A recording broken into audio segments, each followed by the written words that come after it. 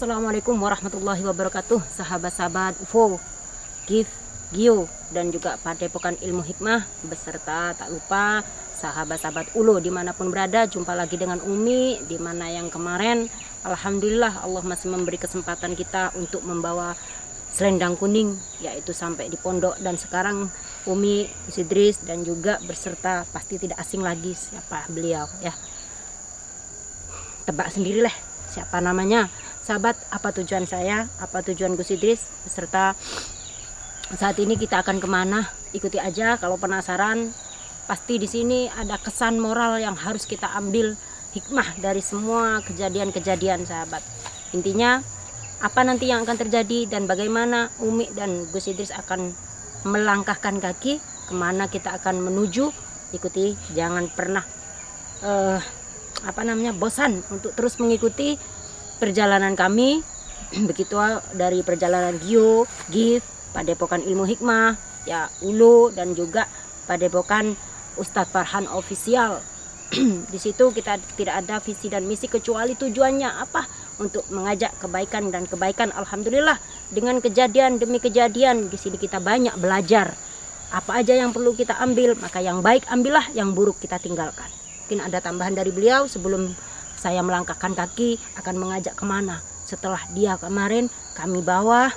Apakah ada terluka ataukah ada setitik rambutnya saja yang jatuh, maka kita akan nanti sampaikan kepada yang akan kita temui selanjutnya. Mungkin ada tambahan dari Gus Idris sendiri. Sahabat-sahabat Umi Liva Official atau ULO ya, jangan lupa subscribe ya channel beliau.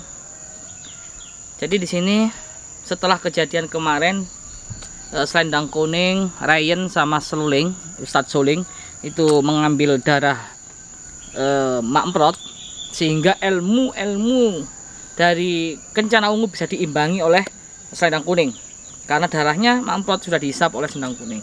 Nah di sini saya marah, saya tekankan pada selendang kuning bahwa itu adalah ilmu hitam. Kita pun menang kalau pakai ilmu hitam tetap tidak akan mendapatkan ridho Allah Subhanahu wa taala, malah akan mengundang murka Allah Subhanahu wa taala.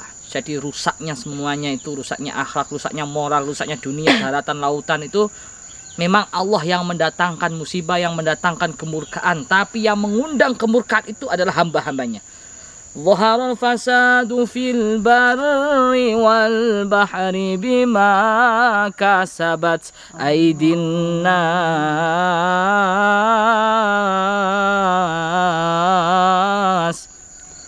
Bila nampak kerusakan di darat dan di lautan, itu semua gara-gara perbuatan-perbuatan manusia. Bukan karena Allah. Allah memang yang menurunkan musibah, bala, bencana. Tapi yang mengundang musibah, bala, bencana itu adalah hamba-hambanya yang tak tahu diri. Hamba-hambanya yang menyesatkan di situ. Oleh karena itu saya nggak mau kejadian itu terulang.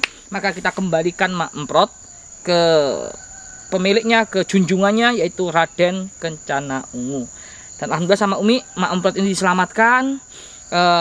Yang awalnya disiksa habis-habisan oleh selendang kuning di pondok ya, disiksa oleh selendang kuning, kemudian diselamatkan, dikasih makan, dikasih minum, kita muliakan selayaknya manusia, walaupun dalam hatinya Mak Emprot belum mau bertaubat, karena urusan taubat itu Allah yang kasih hidayah. Ingat, inna rahmatallahi qaribum minal muhsinin, sesungguhnya rahmat Allah itu diberikan kepada orang-orang yang berbuat baik. Mungkin hari ini Allah masih belum memberikan hidayah sama Emprot, tapi perlu diketahui, orang masuk surga bukan karena amalnya, tapi birahmah, sebab rahmatnya Allah Subhanahu wa taala. Bukan berarti orang masuk surga bukan karena amalnya terus kita nggak mau berbuat baik, nggak mau sholat, nggak mau baca sholawat, nggak mau baca Al-Quran, nggak mau sedekah. Tidak, tapi rahmat Allah akan diturunkan kepada hambanya yang berbuat baik, yang ibadahnya bagus, hablum minallah bagus, hablum minannas juga bagus, hubungan sama Allah bagus, hubungan sama manusia juga bagus. Oleh karena itu kita langsung ambil kesimpulan, saya bersama Umi,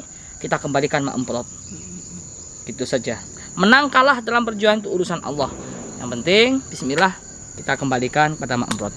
Mudah-mudahan kita doakan Mak Emprot dapat hidayah. Itu aja ya. Yuk. Kita langsung perjalanan, sahabat ya, karena masalah hidayah kita tidak bisa memaksa, cuma kita kembalikan lagi kepada Allah ya. Siapa tahu dengan adanya kejadian ini beliau juga terketuk hatinya seperti selendang kuning ya.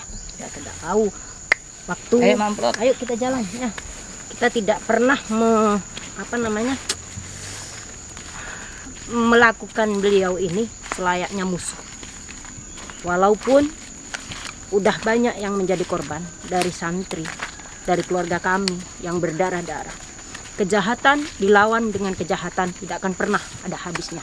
Dan Allah sendiri, Rasulullah sendiri tidak pernah mengajarkan itu. Ya, kejahatan dilawan dengan kejahatan sama halnya kita melawan ikut aluran iblis.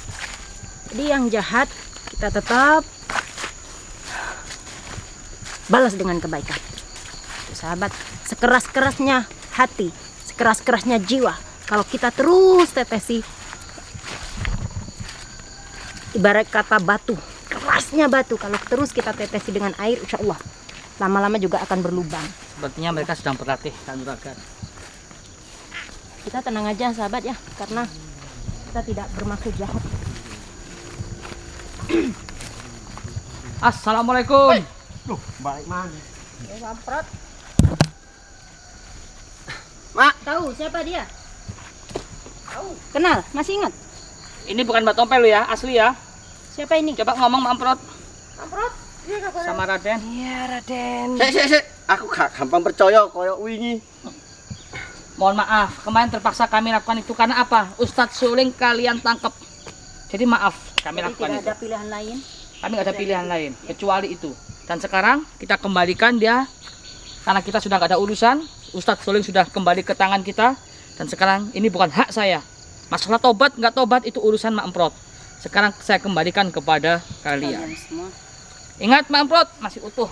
Amprot gak apa-apa. Saya jamin, Saya tidak sehelai apa-apa. rambutnya pun tidak akan pernah jatuh. Silakan dari tanya tangan sendiri, kami. dia ditanya sendiri. Ya. nih. Gimana, Mak? Sehat, Mak? Sehat-sehat. Aku ora percaya. Baik, silakan tanya sendiri kalau nggak percaya. Rene, Ya silakan. pengenane Rene rusak. Iki kudu gak. Ya, bener. Bener. Yang perlu kalian ingat, Semprong.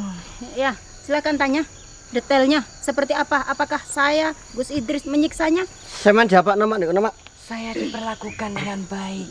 Dengar Dengan sendiri kan? Umi dan Gus Idris. Sampean ditobatno apa ora? Saya dikasih makan. Gak, aku takon ditobatno apa ora. Dengan baik. Tidak. Oh ya wis. Ojo gelem. Masalah tobat itu urusannya dia, bukan urusan kami. Ya, Terus yang nyiksa siapa aja, Mak? Disiksa nggak apa ada enggak, Mak? siksaan. Nggak ada siksaan. Semen ngomong, Mak. Sing jujur. Katakan ada, Yang nyiksa katakan siapa? hukulil haqqo walau Kalau kana nggak disiksa murrah. nggak mungkin itu Katakan bersalah. sejujurnya meskipun itu pahit. Enggak apa-apa sampaikan. Sampaikan, yang penting bukan saya dan Gus. Iki buktine iki. Iya, iya. Ada. Ini iki. Ya dengarkan, Silakan. biar disampaikan. Silakan, Mak. Kalau Umi dengan Gus memperlakukan saya dengan baik, Tompel iku, tompel. Ya apa tompel iku? para santrinya yang menyiksa saya. Bangsat, Oh, santri bajingan. kuning. Mangkat dipateni. Oh, bedes. Menghisap darahku. Kuning bedes. Menurut saya wajar mereka sakit hati. Kenapa? Ya, kalian tahu sendiri kalian perlakukan seperti apa. Kalian siksa. Kalian siksa seperti itu tanpa peri kemanusiaan dari kalian. Wajar kalau mereka ada rasa sakit hati di saat melihat saudaranya, gurunya, kalian perlakukan seperti itu. Tapi yang perlu kalian ingat, saya, Gus Idris, tidak sedikit pun menaruh dendam kepada kalian. Walaupun sebenarnya kalian udah sangat berulang kali menyakiti keluarga kami. Kami tidak ada sedikit pun dendam. Saya tahu kejahatan kalian dibalas dengan kejahatan tidak akan pernah ada Wis habisnya. saiki ngene lho, sing penting lho. Sing penting makku balik wis matur Kalau suwun. gitu perjanjian kita. Jangan pernah ganggu keluarga kami lagi. Tapi iki aku sih ono dendam ambek kuning. Sampai kapan? Kalau kayak gitu nggak akan pernah ada habisnya. Yo, iki masalah hubungane antara kuning ambek aku iki ono. Kelendangku digowo. Apa masih belum cukup? Udah saya kembalikan dengan keadaan utuh. Aku gak dendam. Lek pusakaku sing tak kene nang kelendang Dibalik. kuning dibalekno nang aku. Raden Kencana Ungu, ingat. Iya. Ini saya mengembalikan dia tanpa musyawarah. Tanpa permintaan apa-apa. Itu dari sebenarnya kalian. salah saya. Harusnya kita mendapatkan dia bersama-sama. Harusnya saya kan sebagai pemimpin yang bijak. Harusnya saya musyawarah. Tapi ini saya nggak musyawarah. Pasti mereka sedikit banyak merasa dikucilkan. Kayak Mbak Tompel, kayak Sendang Kuning, Ustadz Farhan, Ustadz Suling. Pasti kecewa dengan tindakan kita. Berhubung saya menyelamatkan Mak Erot daripada kemarahan mereka semua. terpaksa saya ambil tindakan tanpa musyawarah di sini demi kebaikan nanti ke depannya. Saya cuma pingin kita akhiri semua ini. Udah jangan ada dendam-dendam lagi. Nggak akan pernah ada habisnya. Akan mengeluarkan berapa korban sampai kalian ini benar-benar puas. Apa itu yang kalian harapkan? Tapi nggak bisa, Mi. Selagi ada kemungkaran, mereka masih berbuat mungkar, berbuat zalim. Di depan mata kita melihat, kita wajib untuk memerangi itu semua. Memang susah ya, kalau memang tidak ada hidayah dari Allah itu susah. Kita mau bicara seperti apapun susah. Kecuali Allah memang benar-benar udah memberikan hidayah kepada mereka. Tapi kaya dulur-dulurku kabeh iki ora lilo. Ora lilo ambek sing jenenge selendang kuning. Iki dulur-dulurku kabeh ya junjung aku iki sik ora lilo ambek sing jenenge selendang kuning ngono lho. Anu orang coba, ya engkau tak lilo, engkau tak terima mau nari biko gibake oto, been ki nuntut, been ki nuntut. Saya udah memberi hati kepada kalian, ya masih kurang aja. Mau gimana? Apa mau kalian? Masalah ngene lho. Dendamku iki wis ora kena dindut lek nang ngene selendang kuning ngono lho. Selendang kuning setia wis tobat. Pengkhianat bangsat. Sekarang udah kita kembalikan dia dengan keadaan gantinya selendang kuning. Kurang gimana lagi coba? Udah, jangan jadi provokator kamu. Saking ngene lho, selendang kuning gondrene. Ngene penak.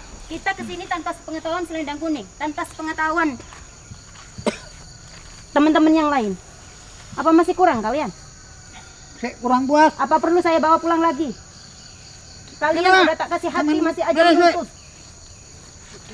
Sudah. Kak, Mak, sampean minggir. Sudah. Sebentar, Mak. Kalian boleh Dengarkan saya dulu. Dengarkan Pak dulu. Dengarkan dulu. Kalian boleh dendam dengan mereka, tapi jangan dengan Gus Idris dan Umi Liva. Dia memperlakukan saya. Lah terus aku, kita tak liam Pak. Lampas nang sapa yo? Sudah. Wis kadung mangkel, kadung kobong iki. Sudahlah Semprong, sudah. Ngono lho. Mairot, Sudah. saya kembalikan kamu dalam keadaan baik. Maka kamu yang lebih tahu dan lebih paham tentang karakter mereka semua. Iya, Umi. Saya tidak Iya. mau banyak urusan lagi. Iya. Tidak mau ada pertumpahan darah lagi. Mak Amprot. Wis ngene. Masih rano selendang kuning sing ngono ae tandangi. Sudah.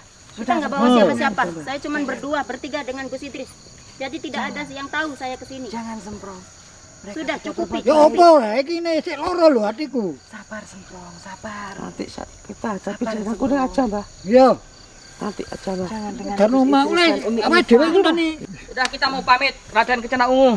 Mak, Saya ingatkan, Raden, tolong kurangi perbuatan-perbuatan keangkara murkaan. sebenarnya enggak penting. Saya udah bilang, jangan, Mbah. Biarkan. Ora kena aku mati Pak. Yang penting kita kembalikan. aku nyerang guse. Lagi main ngedang-dangi ae. Apa habis ta lah. Aku ki nyerang guse iku lha apa? Iku main ngedang-dangi. Emak kan udah bilang. Ojo, Mbah. Coba maksa ae. kadung wis kok ngene iki lho ya apa?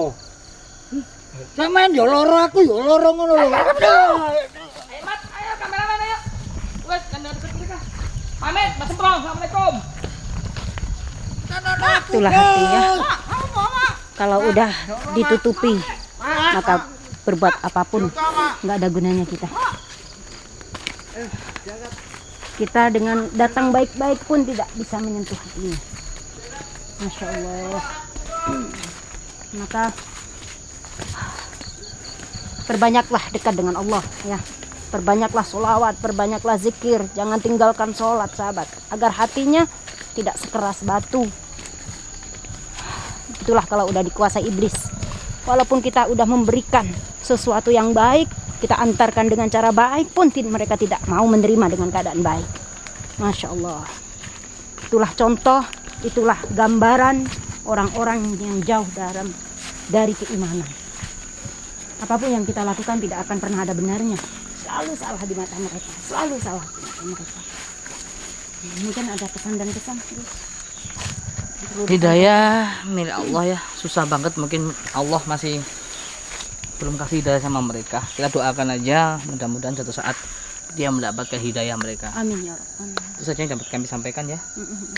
Sudah cukup, silakan closing. Ya, tugas kami yaitu mengajak dan mengajak. Kita tidak akan pernah lelah, walaupun sekeras apapun hatinya, diajak untuk menuju kebaikan tetap nggak mau ya, tetap menyelakai sesama, tetap melukai sesama. Itu tugas kita. Kita dikirim ke alam dunia menjadi umatnya Nabi besar Muhammad Sallallahu Alaihi Wasallam. Maka tugas kita, walaupun kita sebagai diri kita belum sempurna, setidaknya ada tetes cahaya. Disitulah kita tugasnya untuk saling mengingatkan dan mengajak. Jangan pernah lelah, jangan pernah capek untuk terus mengajak kebaikan. Walaupun sebenarnya diri kita belum menjadi orang yang sempurna, karena kesempurnaan itu hanya milik Allah dan juga Rasulnya. Kalau kita jauh dari sempurna, kalau nunggu kita sempurna, kita tidak akan pernah bisa melakukan kebaikan.